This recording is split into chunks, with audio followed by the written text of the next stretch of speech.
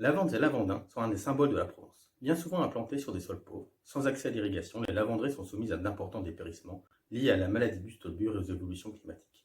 Aujourd'hui, l'enjeu majeur est le maintien de cette filière dans son territoire. Outre la sélection variétale, des travaux sont engagés sur la modification des pratiques culturelles, adaptant des techniques agroécologiques ou d'agriculture de précision, en ayant notamment recours à des capteurs. Par exemple, le dendromètre est un outil utilisé en arboriculture et qui permet de mesurer l'état hydrique de la plante et d'en optimiser l'irrigation. Le principe du dendromètre repose sur la mobilisation des réservoirs d'eau, stocks situés pour les arbres et arbustes principalement dans les cellules vivantes de l'écorce. La mobilisation de ces stocks engendre une fluctuation du diamètre des tiges au cours de la journée. Le matin, la branche va déstocker de l'eau afin d'approvisionner le feuillage pour la photosynthèse, entraînant une contraction de la tige. Et en fin de journée, le stock va être renouvelé et le diamètre de la tige va augmenter. Si la plante est bien alimentée, elle va pouvoir grandir et produire de nouvelles cellules. Ce sont ces fluctuations au micromètre que le dendromètre va mesurer grâce à son aiguille collée directement sur l'écorce de la branche. Sur la courbe en bleu, correspondant à un arbre bien irrigué sur plusieurs mois, on constate la dynamique de croissance, ainsi que les variations journalières.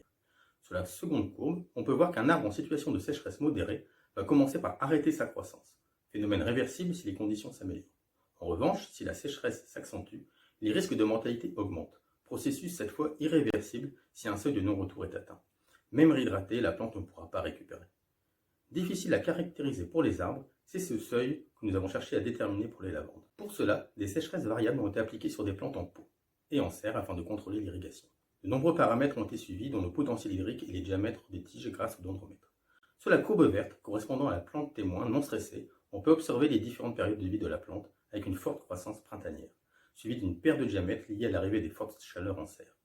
Ce suivi a permis d'adapter l'irrigation et la plante a pu reprendre une croissance normale. La plante stressée, en bleu, a subi 2 sécheresses par arrêt d'irrigation suivies de phases de réhydratation.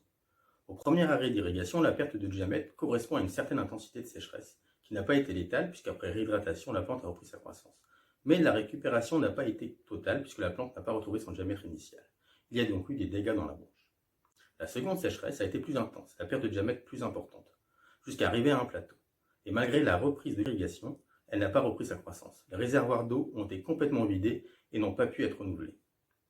Sur toutes les plantes mesurées, cette perte de diamètre maximale a été de 21%, valeur correspondant donc au seuil de mortalité recherché. Suite à ces travaux fondamentaux, 2 parcelles ont été suivies en station expérimentale pour comparer l'état hydrique des lavandins cultivés avec ou sans intervalle.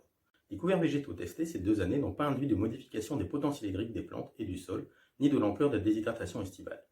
Les mesures des dendromètres ont néanmoins permis de mettre en évidence des différences de croissance, de déshydratation-récupération selon l'année et le site.